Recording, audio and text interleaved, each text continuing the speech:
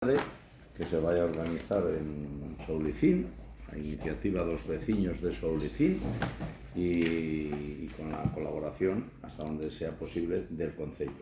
O primeiro camiño dos fornos e das airas de Soulicín. E eu paso a palabra a Gelo, que xa vai a ser o encargado de explicaros todo. De acordo? Pois Gelo.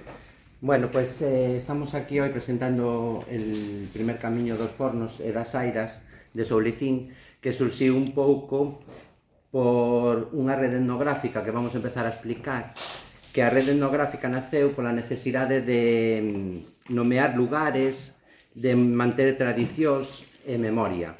Vale, hai un folleto genérico por aí, e logo conta con 10 lugares de interese que se poden ver no pobo, onde se describen os usos e as costumes, que hoxe forman tradición e que queremos protexer. Nestes trípticos aproveitamos para facer un repaso destes trípticos.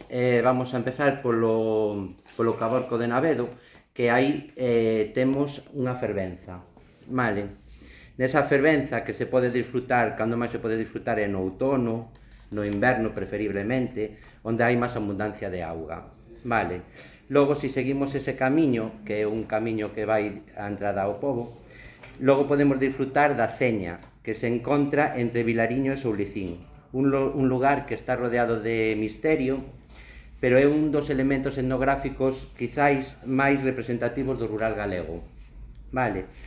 Accedendo pola nova entrada da parte de abaixo do pobo, atopamos o forno comunal, que actualmente está recentemente rehabilitado polo Concello, e accedendo pola nova entrada, bueno, foiseme. No forno tamén temos a aira da baixo, vale? A aira do fondo, que conta a historia que marcou a vida da guerrillera Chelo, vale? Que todos coñecedes, máis ou menos. Manténdonos no centro atopamos Fonte e o Lavadeiro, e continuando o camiño podemos visitar a Aira do Teso, que nos levará á Escola do Pobo, que hoxe está convertida en centro sociocomunitario. Seguimos camiñando ata toparnos con 3 airas máis, a do Pico do Lugar, a do Pico do Pobo, que históricamente será a que máis coñecemos, ou coñecedes vos tamén, porque o seu carón atópase a lápida de Amelia e Domingo fusilados por un contingente de lexionarios. E despedímonos visitando esta ruta con as dúas últimas airas, a do Santiago e a aira dos Bolos. Esta ruta nos quixemos recuperar o que son as airas e os puntos de interese do pobo. Vale. Entonces, logo desto surxiu un novo proxecto que Alba vos vai contar, que foi un pouco a sinalización do... Sí, a sinalización